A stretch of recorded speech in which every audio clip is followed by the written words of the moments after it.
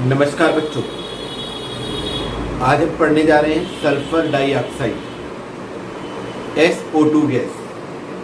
जब आप प्रैक्टिकल करते हैं तो प्रैक्टिकल करने के लिए आपको एक मूलक दिया जाता है, अम्लीय मूलक सल्फाइड SO3 2 नेगेटिव चार्ज। जब हम उसका प्रैक्टिकल करते हैं तो उसमें एक गैस निकलती है जिसे हम गंधक जैसी गंध वाली गैस कहते हैं, उसे कहते हैं SO2 गैस। उसमें हम एक लवण लेते हैं और सांद्र H2SO4 डालते हैं तो गंधक जैसी गंध आती है। तो सल्फाइड जो हमारा सल्फाइड होता है वो निश्चित हो जाता है। और वो जो गंधक जैसी गंध आती है, जब वो निकलती है तो बिल्कुल ऐसे ही निकलती है जैसे कार्बन डाइऑक्साइड निकलती है। तेजी के साथ इफरवेसेंस आती है और वो बाहर निकल जाती है। अर्थात इसकी बहुत सारी प्रॉपर्टीज हमारी इस प्रकार की हैं जो कार्बन डाइऑक्साइड के समान होती है। Sulphur dioxide SO2 very important oxide है। कैसे हम इसका निर्माण करते हैं? बहुत आसान सा तरीका है। सल्फर को लीजिए और उसे वायु की उपस्थिति में जला दीजिए तो उसके जलाने से गैस उत्पन्न होती है, दैट इज SO2। इसी प्रकार से आयरन पायराइड ले लीजिए, FeS2 सूत्र होता है, उसे आप वायु में जला दीजिए, सल्फर डाइऑक्साइड प्राप्त होती है। तो रिएक्शन क्या बनेगी? पहली रिएक्शन जो हम देखते बनाने की विधियों में, आयरन पायराइड FeS2 या सल्फर को वायु में जलाकर सल्फर डाइऑक्साइड प्राप्त करते हैं। Iron pyrite FeS2 4 FeS2, iron pyrite को ही हम फूल्स गोल्ड भी कहते हैं। 4 FeS2 plus 11 O2 give 2 Fe2O3 plus 8 SO2। ये जो 8 SO2 है यही क्या है? हमारा सल्फर डाइऑक्साइड। सल्फर को अगर हम ऑक्सीजन के साथ जलाते हैं, ये दहन है, जलाना, S plus O2 is equal to SO2, तो सल्फर डाइऑक्साइड बन जाएगा। आसान रिएक्शन है ये दोनों रिएक्शन। जब हम H2SO4 पढ़ते हैं तो वहाँ भी H2SO4 बनाने के लिए हमें पहले सल्फर डाइऑक्साइड बनाना होता है, तो वहाँ भी ये दोनों रिएक्शन आती हैं। अब प्रयोगशाला में हम सल्फर डाइऑक्साइड को कैसे बनाएंगे? प्रयोगशाला के लिए तरीका ये है कि जो तांबे की छीलन होती है, कॉपर, उसे सांद्र H2SO4 में मिला दो। किसमें मिला दो? सांद्र H2SO4 में, और गर्म करोगे तो जैसे ही गर्म करेंगे तो बुलबुलों के रूप में गैस बाहर निकलेगी जिसे हम कहते हैं SO2 गैस। कैसे रिएक्शन बनेगी? Cu plus 2H2SO4। देखें, कॉपर की छीलन को, हमारे तांबे की छीलन को सांद्र H2SO4 के साथ गर्म करने पर SO2 गैस बनती है। Cu plus 2H2SO4 give CuSO4 plus 2H2O और SO2। ये रहा SO2 गैस जो इसके अंदर बन जाता है। तीसरी एक विधि है सोडियम सल्फाइड से। सोडियम सल्फाइड पर अगर HCl की क्रिया कराते हैं, Na2SO3 प्लस 2HCl, तो हमें 2 NaCl plus H2O plus SO2 मिल जाता है। तो सल्फर डाइऑक्साइड बन जाती है Na2SO3 plus 2HCl is equal to 2 NaCl plus H2O plus SO2। यही रिएक्शन यदि हम H2SO4 के साथ करा दें, Na2SO3 प्लस H2SO4, तो भी हमें Na2SO4 लवण प्राप्त होगा प्लस H2O प्लस SO2। ये सल्फर डाइऑक्साइड गैस निकलेगी। तो हम सोडियम सल्फाइड पर तनो HCl की क्रिया से या सोडियम सल्फाइड पर H2SO4 की क्रिया से भी सल्फर डाइऑक्साइड को प्राप्त कर सकते हैं। अब सल्फर डाइऑक्साइड के भौतिक गुण क्या हैं? देखने में रंगहीन गैस है, कोई कलर इसके अंदर नहीं होता है, और जो इसकी गंध है वो मैंने आपको बताया था, गंधक जैसी इसकी गंध होती है। ठीक है, थोड़ा सा आप ऐसे भी समझ सकते हैं, जैसी गंध लाइफबॉय साबुन में आती है वैसी गंध भी गंधक जैसी गंध होती है। तो लाइफबॉय साबुन जैसी भी इसकी गंध होती है। तो रंगहीन है, दम घोटने वाली गैस है। जब हम प्रैक्टिकल में इसे करते हैं तो जब हम इसे सूंघ के देखते हैं तो हमें तेजी के साथ खांसी उठने लगती है। इसका मतलब ये है कि ये दम घोटती है। ठीक है, तो रंगहीन है, दम घोटने वाली गैस है, जल में आसानी से मिल जाती है, जल में अत्यधिक विलेय है, क्योंकि जल में घुलकर ये एक अम्लीय विलयन बनाती है जिसे हम सल्फ्यूरस अम्ल कहते हैं। H2O plus SO2 equal to H2SO3। आगे आने वाले रासायनिक गुण में इसे हम पढ़ेंगे कि अम्लीय प्रकृति है इसकी। तो जल में अत्यधिक विलेय है और चूंकि ये गैस है तो इसे हम रूम टेम्परेचर पर ही प्रेशर बढ़ाकर, दाब बढ़ाकर द्रव में चेंज कर लेते हैं और वो जो द्रव SO2 गैस प्राप्त होती है वो 263 केल्विन ताप पर उबलती है। माने द्रव SO2 का जो क्वथनांक है वो कितना है, 263 केल्विन होता है। ठीक है, इसके बाद रासायनिक गुण को शुरू करते हैं तो दहन आता है। सल्फर डाइऑक्साइड ना तो खुद जलती है ना जलने में सहायक होती है, लेकिन कुछ तत्व अगर इसके वातावरण में आ जाते हैं तो वे जलने लगते हैं। जैसे कार्बन SO2 के संपर्क में आकर CO2 में बदल जाता है और सल्फर गैस निकल जाती है। C plus SO2 equal to CO2 plus S। 2 Mg plus SO2 magnesium oxide बना लेता है 2 MgO plus S। Potassium 4 potassium plus 3 SO2, तो हमें दो तरह के पोटेशियम के यौगिक प्राप्त होते हैं, तो K2SO3 और K2S2O3। ठीक है, तो 4K plus 3 SO2 equal to K2SO3 plus K2S2O3। और अगर हम सल्फर डाइऑक्साइड को 1200 डिग्री सेल्सियस पर गर्म कर देते हैं, कितने डिग्री सेल्सियस पर, 1200 डिग्री सेल्सियस पर, तो ये सल्फर डाइऑक्साइड सल्फर ट्राइऑक्साइड बना देती है। क्या बना देती है, sulphur trioxide. 3 SO2 1200 degree Celsius पर गर्म करेंगे तो 2 SO3 प्लस S, अर्थात सल्फर ट्राइऑक्साइड बन जाता है और सल्फर में ये अपघटित हो जाती है 1200 डिग्री सेल्सियस पर गर्म करने से। इसके बाद इसकी अम्लीय प्रकृति आती है। अम्लीय प्रकृति होती है, और अम्लीय प्रकृति में मैंने आपको पहले ही बताया था कि सल्फर डाइऑक्साइड पानी में घुलकर एक अम्ल बनाती है जिसे हम सल्फ्यूरस अम्ल कहते हैं। H2SO3 ये एक अस्थायी अम्ल है, अर्थात ऑक्सीकृत होकर सल्फ्यूरिक अम्ल में बदल जाता है। H2SO3 प्लस नवजात oxygen is equal to H2SO4। तो वैसे अम्लीय प्रकृति में जल में घुलकर ये सल्फ्यूरस अम्ल बनाती है SO2 plus H2O equal to H2SO3। तो एक अम्लीय प्रकृति है, तो जो क्षारीय कार्बोनेट होते हैं उनके साथ लवण बनाएगी और क्षार के साथ क्रिया करके भी लवण बनाती है। तो धातु कार्बोनेट के साथ क्रिया करेगी तो लवण बनाती है sodium bisulphide Na2CO3 plus 2SO2, पानी में घोला गया है प्लस H2O, बन जाएगा 2NaHCO3 sodium bisulphide plus CO2। और यदि NaOH में घोल दे क्षार के साथ क्रिया तो सोडियम सल्फाइड बनेगा और फिर बाइसल्फाइड बनेगा 2NaOH प्लस SO2। तो यहाँ से Na2SO3 और एक पानी बाहर, और ये जो Na2SO3 है ये दोबारा से SO2 के साथ रिएक्शन कर लेगा उसी विलयन में Na2SO3 SO2 plus H2 2NaHCO3।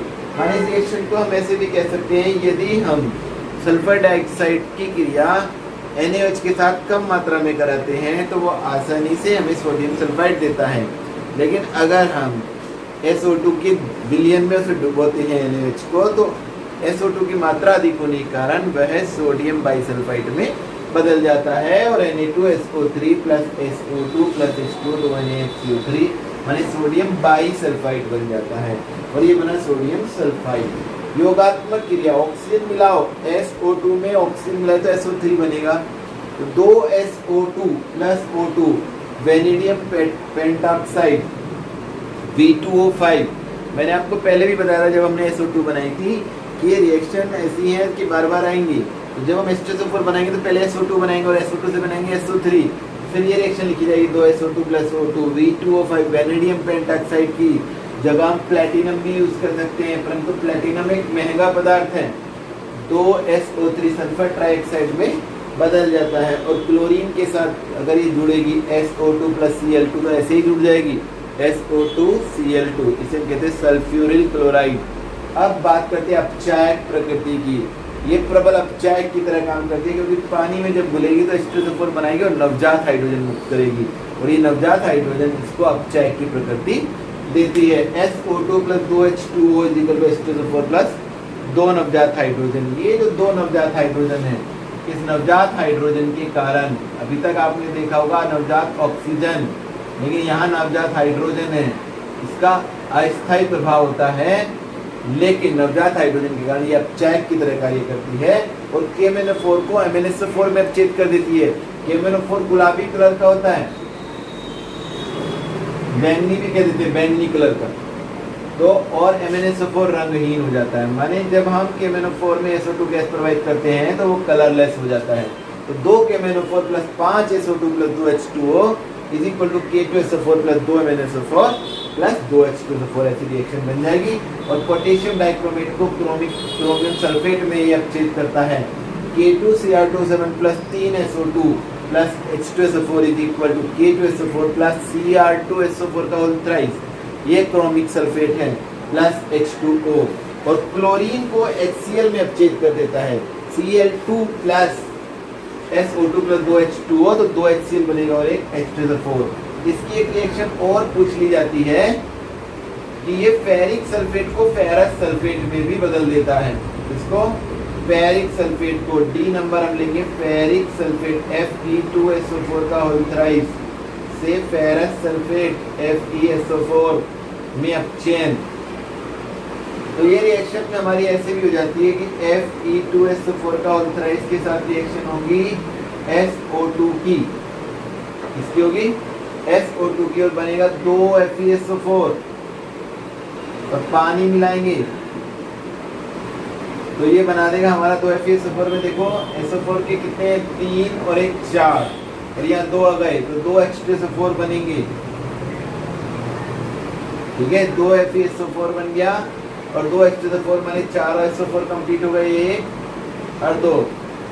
ठीक है, तो 2 यहाँ है और 2 यहाँ है। रिएक्शन देखते हैं हम, कंप्लीट हुई, 2 Fe है, 4 SO4 हो गया, 4 SO4 हो गया। ऑक्सीजन की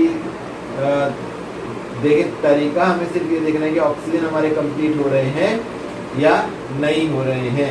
तो आप देखें ऑक्सीजन कितने हैं यहाँ पर, 12, 2 14 और 1 15, 2 4 8 और 8 16, एक ऑक्सीजन हमारी कंप्लीट नहीं हो रही है, तो 2 H2O कर देंगे तो हो जाएगी। ठीक है, तो ये 2 H2SO4 है। तो इस प्रकार से फेरस सल्फेट भी इसमें बन जाता है। बहुत इंपॉर्टेंट रिएक्शन है, कभी कभी पूछा जाता है क्या होता है जब फेरिक सल्फेट के विलयन में SO2 गैस प्रोवाइड करते हैं। तो रिएक्शन लिखेंगे Fe2SO4 का whole thrice plus SO2 plus 2 H2O equal to 2 FeSO4 plus 2 H2SO4। अब इसके बाद इसकी चूंकि अपचायक प्रकृति है तो ऑक्सीकारक प्रकृति भी रहती है, और ये H2S को सल्फर में ऑक्सीकृत कर देती है, H2S को सल्फर में ऑक्सीकृत कर देती है। 2 H2S प्लस SO2, तो यहाँ बन जाएगी S, 3S और 2 पानी, 2 H2O प्लस 3S, सल्फर में ऑक्सीकृत किया। SnCl2 को SnCl4 में ऑक्सीकृत करती है, 2 SnCl2 plus SO2 plus 4 HCl equal to 2 SnCl4 plus 2 H2O plus S। तो ये ऑक्सीकारक प्रकृति हो गई। और एक इसका रासायनिक गुण है विरंजक गुण। कौन सा गुण है? विरंजक गुण। ये नेक्स्ट नंबर आप डाल देंगे, विरंजक गुण।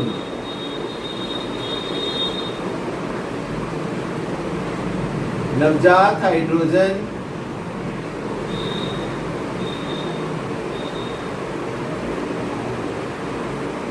विरंजक का कार्य करती है।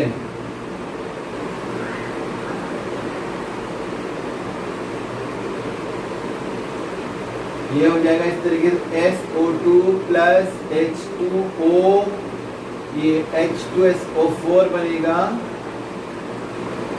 प्लस 2 नवजात हाइड्रोजन।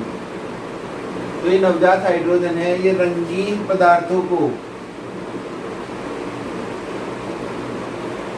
रंगहीन कर देती है, ऐसे ही लिखना है बस इसमें। और इसकी एक विशेष बात क्या है कि जब ये रंगहीन कर देती है तो कुछ समय बाद अगर इसे वायु में रखते हैं तो फिर वो कलर वापस कलर्ड हो जाता है, जो कलरलेस हो गया था। अर्थात यह विरंजक गुण एक अस्थायी विरंजक गुण है इसका, अस्थायी विरंजक। उपयोग की अगर हम बात करेंगे तो H2SO4 बनाने में इसका प्रयोग करेंगे।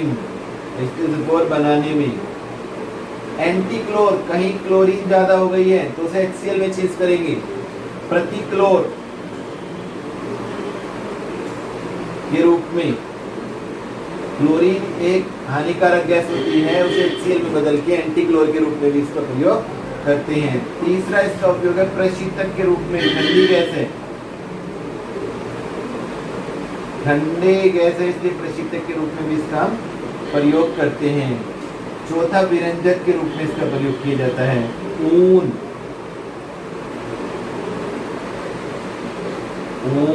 व रेशम को क्या करने में, रंगहीन करने में, रंगहीन करने में। इस प्रकार से हमारा ये सल्फर डाइऑक्साइड कंप्लीट होता है। आप घर पर रहिए, सुरक्षित रहिए, और कल हम एक नया टॉपिक शुरू करेंगे, सल्फ्यूरिक अम्ल H2SO4, very very important topic है, ठीक है। वैसे तो उसकी बनाने की विधियाँ हमारे कोर्स से निकाल दी गई है, लेकिन फिर भी कल मैं आपको उसकी बनाने की विधियाँ ही बताऊंगा, क्योंकि बहुत इंपॉर्टेंट है बनाने की विधि। ऐसा भी हो सकता है कि आ जाए एग्जाम में, तो केवल हम उसका थोड़ा सा कंसेप्ट समझेंगे और उसको देखेंगे हम किस प्रकार से बनाने की विधियाँ बनती है। घर पर ही सुरक्षित रहिए, और हो सकता है तो हमारे चैनल को सब्सक्राइब करिए और अपने उन मित्रों को या अपनी उन सहेलियों को भेज दीजिए जो आपके साथ कहीं भी मिल रही हैं और वो पढ़ रही हैं। आपके कारण वो भी कुछ अच्छा पढ़ पाएगा। धन्यवाद।